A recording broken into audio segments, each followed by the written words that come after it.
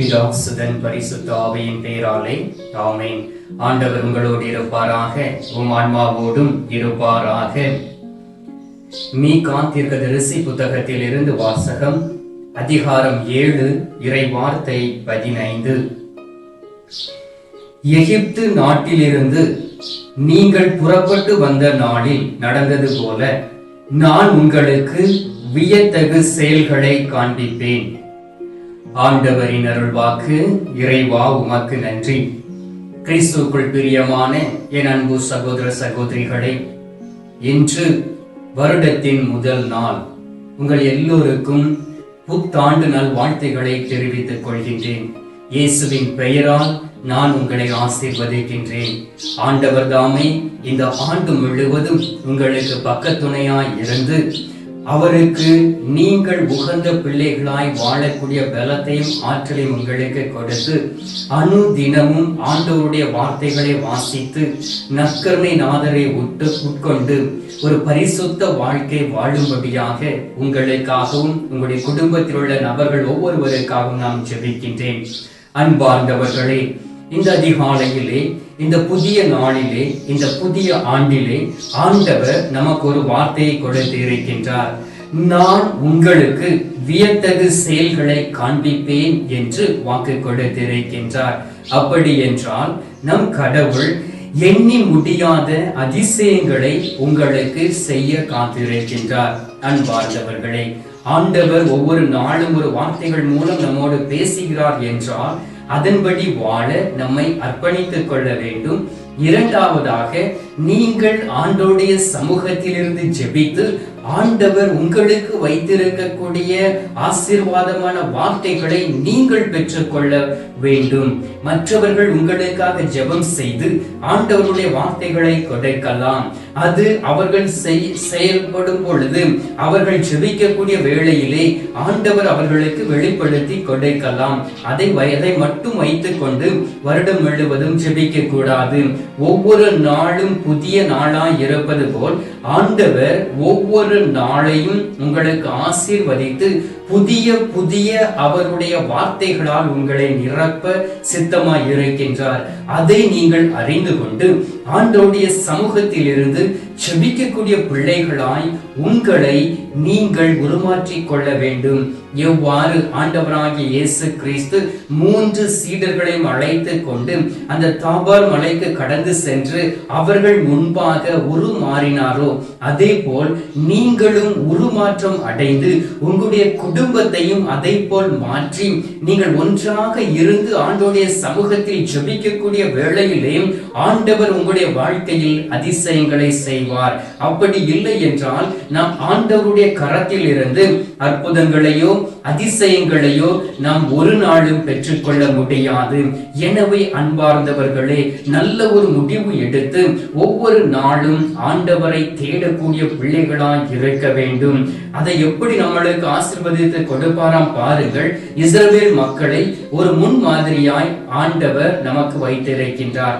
இஸ்ரவேல் மக்கள் எகிப்தில் அடிமையாய் இருக்கிறார்கள்.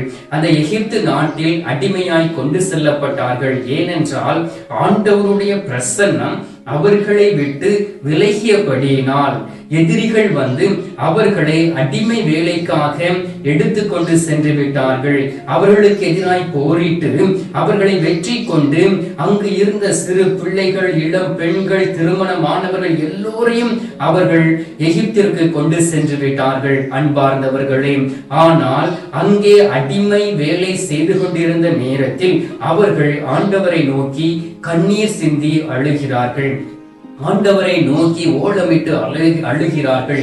ஆண்டவர் அவர்களுடைய கண்ணீரை கண்டு அவருடைய உள்ளத்தின் வேதனைகளை கண்டு அவர்கள் மீது மனம் இறங்கி மோய்சனை எழுப்புகின்றார். மோசேயை எழுப்பி அவர்கள் வழியாக ஒரு மீட்பை கொடுத்து வாக்களித்த நாடாகிய கானான் தேசத்திற்கு அழைத்து செல்லுகின்றார்.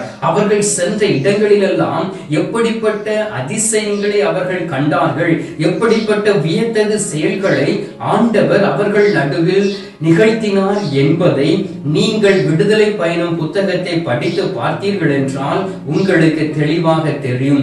அதே போல் ஆண்டவர் இந்த நாளிலும் இந்த ஆண்டிலும் உங்களை ஆசீர்வதிக்க சித்தமாய் இருக்கின்றார். அப்படி ஆண்டவருடைய ஆசீர்வாதத்தை நாம் பெற்றுக்கொள்ள வேண்டுமே என்றால் முதலில் நம்முடைய பாவ பழக்கத்தில் இருந்து வெளியிலே வர வேண்டும். அது எப்படிப்பட்ட பாவமாய் இருக்கலாம்? ஒரு சாவான பாவமாய் இருக்கலாம், உங்களை வேதனைப்படுத்தி கொண்டு இருக்கக்கூடிய ஒரு பாவமாய் இருக்கலாம், உங்களை அழித்துக் கொண்டு இருக்கக்கூடிய ஒரு பாவமாய் இருக்கலாம், உங்களுடைய தீமையான செயல்களாய் இருக்கலாம். எல்லாவற்றையும் ஆண்டவருடைய சமூகத்தில் அறிக்கையிட்டு ஆண்டவரோடு ஒப்புரவாகி நீங்கள் ஜெபிக்கக்கூடிய வேளையிலே எவ்வாறு எகிப்தில் இருந்து ஆண்டவர் இஸ்ரவேல் மக்களை விடுதலை செய்து வழி நடத்தினாரோ அதே போல் அற்புதங்களை உங்களுடைய வாழ்க்கையிலும் செய்வார். ஹல்லேலூயா, ஹல்லேலூயா, ஹல்லேலூயா. எனவே முதலில் நம்முடைய பாவ பழக்கத்தில் இருந்து வெளியே வர வேண்டும். இரண்டாவதாக நீங்கள் ஆண்டவரோடு ஒப்புரவாக வேண்டும்.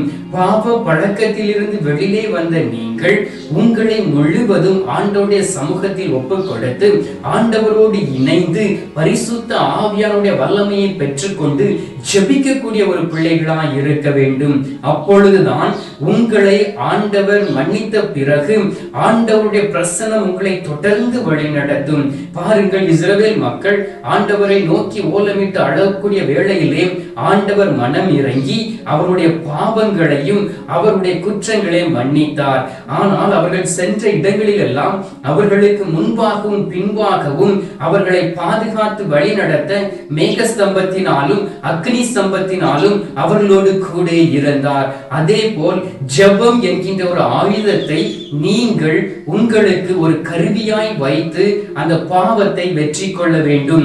பாவத்தை வெற்றி கொள்ள முடியும் என்றால் நீங்கள் கடவுளுக்கு உகந்த பிள்ளையாய் இருக்க முடியும். இரண்டாவது, பாவ பழக்கத்தில் இருந்து வெளியே வர வேண்டும். மூன்றாவது, நல்ல காரியங்களை செய்ய வேண்டும். உங்களுடைய தீமையான காரியங்கள் போயிருக்கும், உங்களை விட்டு உங்களால் ஜெபிக்க முடிகின்றது. அதன் பிறகு நீங்கள் நல்ல செயல்களை தொடர்ந்து செய்ய வேண்டும். அப்படி என்றால் உங்களுக்கு யாராவது தீமை செய்தால் கூட நீங்கள் அவர்களுக்காக ஆண்டவரிடம் பரிந்து பேசக்கூடிய பிள்ளைகளாய் இருக்க வேண்டும். முடிந்த அளவுக்கு உங்களுடைய வருமானத்தில் இருந்து கஷ்டப்பட்ட மக்களுக்கு உதவி செய்யலாம். முதியோர் இல்லத்திற்கு நீங்கள் சென்று அவர்களுக்கு ஒருவேளை உணவு கொடுக்கலாம். அனாதை இல்லங்களுக்கு சென்று நீங்கள் அந்த பிள்ளைகளை தத்தெடுத்து அவர்களை படிக்க வைக்கலாம். அப்படிப்பட்ட காரியங்களை நீங்கள் செய்யக்கூடிய வேளையிலே ஆண்டவருடைய உள்ளம் மகிழ்ச்சி கொள்ளும். எனவே இந்த மூன்று காரியங்களை இந்த வருடம் முழுவதும் உங்களுடைய உள்ளத்தில் நிலைநிறுத்தி நீங்கள் ஜெபிக்க வேண்டும். எசையா தீர்க்கதரிசி புத்தகம் 43 அதிகாரம் 18 வார்த்தையில் சொல்லப்பட்டு இருக்கின்றது, முன்பு நடந்தவற்றை மறந்து விடுங்கள், முற்கால நிகழ்ச்சிகளை சிந்திக்காது இருங்கள், இதோ புது செயல்களை நான் உங்களுக்கு செய்கிறேன் என்று ஆண்டவர் வாக்கு கொடுக்கின்றார்.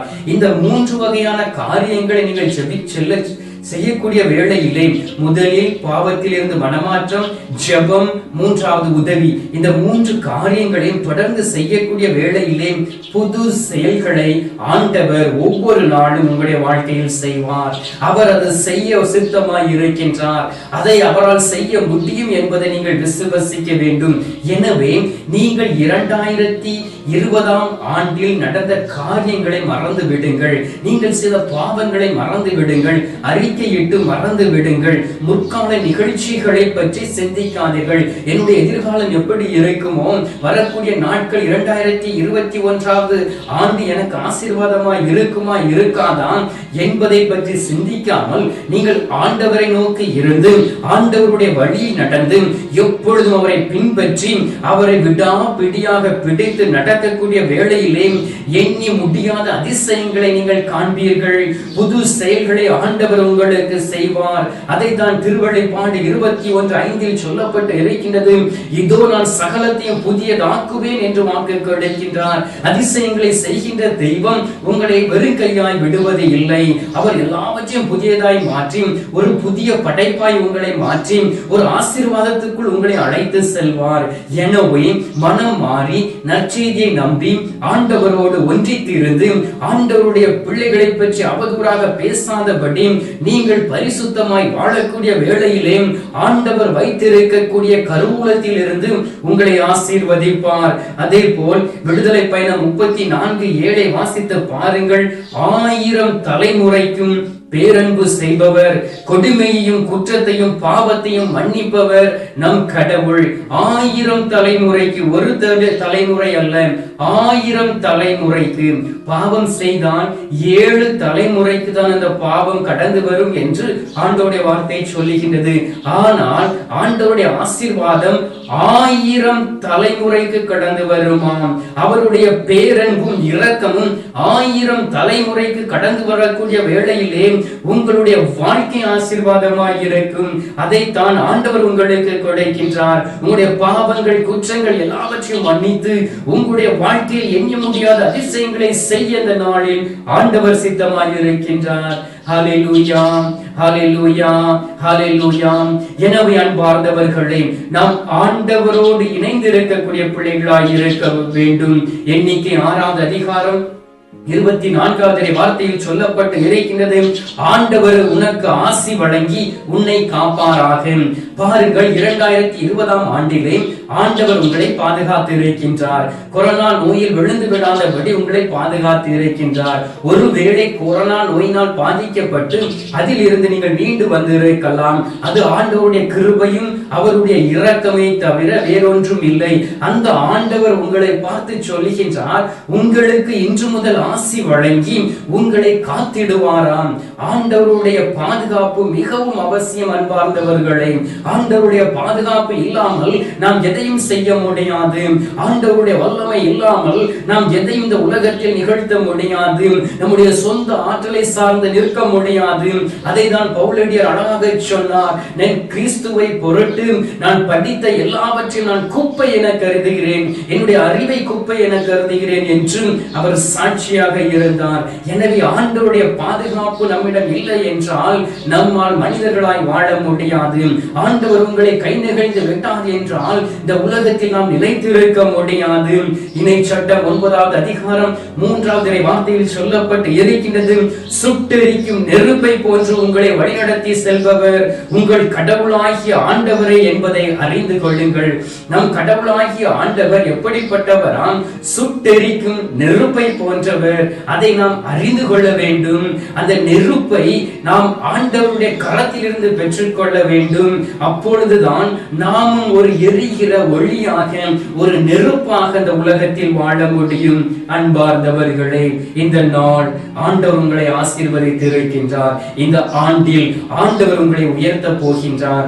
ஆண்டவர் உங்களை மேன்மையாக வைக்க போகின்றார். அவருடைய முகத்தை உங்கள் மீது திருப்பி ஒளிர செய்ய போகின்றார். உங்கள் மீது கரத்தை வைத்து ஆசீர்வதிக்க போகின்றார். உங்களுக்கு முன்பாக சென்று வழிநடத்த போகின்றார். எனவே அந்த ஆண்டவராகிய இயேசு கிறிஸ்துவை அறிந்து கொண்டு அறிந்தவர்கள் இடறி போய்விடாதபடி அவரிடம் திரும்பி வந்து அவரை ஏற்றுக்கொண்டு வாழுங்கள். நீங்களும் உங்களுடைய குடும்பமும் ஆசீர்வதிக்கப்படுவது உறுதி. இது நம் ஆண்டவராகிய இயேசு கிறிஸ்துவுக்கு முன்பாக நின்று ஒரு சாட்சியாக சொல்லுகின்றேன். அன்பார்ந்தவர்களே, எனவே இந்த புதிய ஆண்டை காண வைத்த நம் ஆண்டவருக்கு நன்றி சொல்லி இந்த நேரத்தில் ஜெபித்து அவர் தரக்கூடிய ஆசீர்வாதத்தை நாம் பெற்றுக்கொள்வோம். எங்கள் பரலோக தந்தையே, இயேசு கிறிஸ்துவை தூய ஆவியே, தந்தையே, இந்த அருமையான காலை பொழுதிற்காகவும் இந்த புதிய ஆண்டிற்காக நன்றி சொல்லி உம்மை துதிக்கிறோம் சுவாமி. தகப்பனே, 2020வது ஆண்டில் அநேக கஷ்டங்களை பட்டு, வேலைகளை இழந்து, மன மகிழ்ச்சியை இழந்து, சமாதானத்தை இழந்து நாங்கள் வாழ்ந்திருக்கின்றோம். அந்த நேரத்திலும் கூட நீர் எங்களை ஆசீர்வதித்து, நீர் எங்களை பலப்படுத்தி, எங்களுடைய குடும்பங்களை கைவிட்டு விடாதபடி நீர் தாங்கி வழிநடத்தி இருக்கின்றீர். அதற்காக உமக்கு நன்றி சொல்லி உம்மை துதிக்கிறோம் சுவாமி. தகப்பனே, இதோ இந்த புதிய ஆண்டில் நீர் எங்களுக்கு வாக்கு கொடுத்திருக்கின்றீர். நான் உங்களுக்கு வியத்தகு செயல்களை காண்பிப்பேன் என்று வாக்கு கொடுத்திருக்கின்றீர். எவ்வாறு இஸ்ரவேல் மக்கள் வியத்தகு செயல்களை அவருடைய வாழ்க்கையில் பார்த்தார்களோ, எண்ணி முடியாத அதிசயங்களை கண்டார்களோ, அதே போல் அதிசயங்களையும் வியத்தகு செயல்களையும் எங்களுடைய வாழ்க்கையிலே காண்பிக்க போவதற்காக நன்றி சொல்லி உம்மை துதிக்கிறோம் சுவாமி. ஆண்டவரே, இந்த ஆண்டு முழுவதும் உம்முடைய பிரசன்னம் மட்டும் எங்களை தொடர்ந்து வந்தால் போதும் ஆண்டவரே. ஆண்டவரே, நீர் எங்களோடு கூட இருக்கும்படியாக ஜெபிக்கின்றேன். யோசுவா 1 அதிகாரம் 9 வார்த்தையில் சொல்லப்பட்டு இருக்கின்றது, உன் கடவுளும் ஆண்டவருமான நான் நீ செல்லும் இடமெல்லாம் உன்னோடு இருப்பேன் என்று வாக்கு கொடுத்தீரேன். ஆண்டவர், அதே போல் யோசுவோடு கூட இருந்து வாக்களித்த அந்த கானான் தேசத்தை இஸ்ரவேல் மக்கள் காண நீர் உதவி செய்தீரேன். அதே போல் தகப்பனே, நீர் எங்களோடும் எங்களுடைய குடும்பத்தோடும் கடந்து வந்து ஆண்டவரே, நாங்கள் செல்கின்ற இடமெல்லாம் நீர் பாதுகாப்பாய் இருக்கும்படியாக உம்முடைய வான தூதர்களுக்கு கட்டளையிடும்படியாக ஜெபிக்கிறோம் ஆண்டவரே. ஆண்டவரே, நீர் எல்லாவற்றையும் புதியதாக்கக்கூடிய தெய்வமாய் இருக்கின்றீர். உமது பிள்ளைகளுடைய பாவங்களை மன்னித்து ஆண்டவரே, இந்த நாளில் உமது வார்த்தைகளை எங்களுக்கு வெளிப்படுத்தி இருக்கின்றீர். பாவத்தில் இருந்து வெளியே வர வேண்டும், அனுதினமும் ஜெபிக்க வேண்டும், மற்றவர்களுக்கு உதவி செய்ய வேண்டும் என்கின்ற 3 கருத்துக்களையும் நிலைநிறுத்தி ஒவ்வொரு நாளும் அதுபோல் வாழக்கூடிய பலத்தையும் வல்லமையும் நீர் தருவீராக ஆண்டவரே. அது சிறு பிள்ளைகள் முதல் முதியோர்கள் வரை அதே போல் செய்து ஆண்டவரே உம்மை மகிமைப்படுத்துவார்களாக. இந்த நேரத்திலும் கூட ஆண்டவரே, அநேக குடும்பங்கள் கஷ்டங்களில் இருந்ததை நாங்கள் உணர்கின்றோம். 2020 ஆண்டில் அவர்கள் கஷ்டங்களை சந்தித்திருக்கிறார்கள், வேலைகளை இழந்து போய் இருக்கிறார்கள், சமாதானத்தை இழந்து போய் இருக்கிறார்கள், பாசத்தையும் அன்பையும் இழந்து போய் இருக்கிறார்கள். இந்த நேரத்தில் நீர் அவர்களுக்கு உமது நேச கரங்களை நீட்டி அவர்களை அரவணைத்து தாய் தேற்றுவது போல் தேற்றி வழிநடத்த வேண்டுமாய் நோக்கி ஜெபிக்கிறேன் சுவாமி. அதிசயங்களை செய்கிறவரே, அற்புதங்களை செய்கிறவரே, நீர் கூட இருக்கும்படியாக உம்மை நோக்கி நாங்கள் ஜெபிக்கின்றோம். ஆண்டவரே, நீர் எங்களுக்கு கொடுத்த வார்த்தை எங்களுடைய வாழ்க்கையில் நிறைவேற போவதற்காக நன்றி. உமது வார்த்தையின்படி எங்களை வழிநடத்த போவதற்காக ஸ்தோத்திரம் ஸ்தோத்திரம் ஸ்தோத்திரம். மீட்பெரும் இரட்சகருமான இயேசுவின் திருக்கரத்தில் ஒப்புக் கொடுத்து எங்கள் தாய் கன்னி மரியாள் வழியாக ஜெபிக்கின்றோம். எங்கள் நல்ல தந்தையே, ஆமென். பரலோகத்தில் இருக்கிற எங்கள் பிதாவே, உம்முடைய நாமம் அர்ச்சிக்கப்படுவதாக, உம்முடைய ராஜ்யம் வருக, நம்முடைய சித்தம் பரலோகத்தில் செய்யப்படுவது போல உலகத்திலும் செய்யப்படுவதாக. எங்கள் அனுதின உணவை எங்களுக்கு இன்று அழைத்தருளும். எங்களுக்கு தீமை செய்தவர்களை நாங்கள் பொறுப்பது போல எங்கள் பாவங்களை பொறுத்தருளும். எங்களை சோதனை உறவிடாதையும் தீமையில் இருந்து எங்களை ரட்சித்தருளும். ஆமீன். அம்மா தாய், ஆரோக்கிய மாதாவை, வேளாங்கண்ணி அன்னையை, அமலோற்ப தாயே, இந்த நாளிலும் கூட உமது பிள்ளைகளாகிய நாங்கள் உம்மை தேடி வந்து இருக்கின்றோம். நீங்கள் இந்த உலகத்தில் வாழ்ந்த பொழுது பரிசுத்தத்தில் நிலைத்திருந்து எப்பொழுதும் தந்தை கடவுளை நோக்கி ஜெபித்து மற்றவர்களுக்கு உதவி செய்து வாழ்ந்தது போல் நாங்களும் வாழக்கூடிய பலத்தையும் ஆசீர்வாதையும் நீ பெற்று தரும்படியாக ஜெபிக்கிறோம். தாயே, அருள் நிறைந்த மரியே வாழ்க, கர்த்தர் உடனே பெண்களுக்குள் ஆசீர்வதிக்கப்பட்டவள் நீரே, உம்முடைய திரு வயிற்றின் கனி ஆகிய இயேசுவும் ஆசீர்வதிக்கப்பட்டவரே. அஜிஷ்ட மரியே, சர்வேசுடைய மாதாவே, பாவிகளா இருக்கிற எங்களுக்காக இப்பொழுதும் எங்கள் மரண நேரத்தில் வேண்டிக் கொள்ளும். ஆமேன். பிதாவுக்கும் சுதனுக்கும் பரிசுத்த ஆவிக்கும் மகிமை உண்டாவதாக. ஆதியில் இருந்தது போல இப்பொழுதும் எப்பொழுதும் என்றென்றும் இருப்பதாக. ஆமேன். அன்பார்ந்தவர்களே, மீண்டும் ஒரு முறை புத்தாண்டு திருவிழா நல் வாழ்த்தை தெரிவித்துக் கொள்கின்றேன். ஆண்டவர் உங்களை ஆசீர்வதிக்கட்டும். எண்ணி முடியாத அதிசயங்களையும் அற்புதங்களையும் உங்களுடைய வாழ்க்கையில் அவர் நிகழ்த்துவார். எனவே நற்கருணை நாதர் தரக்கூடிய அந்த உண்மையின் ஆசீர்வாதத்தை பெற்றுக் கொள்வோம். எல்லாம் வல்ல இறைவன் பிதா, சுதன், பரிசுத்த ஆவி உங்களை ஆசீர்வதித்து உங்களுடைய வாழ்க்கையில் வியத்தகு செயல்களை செய்வாராக. ஆமென்.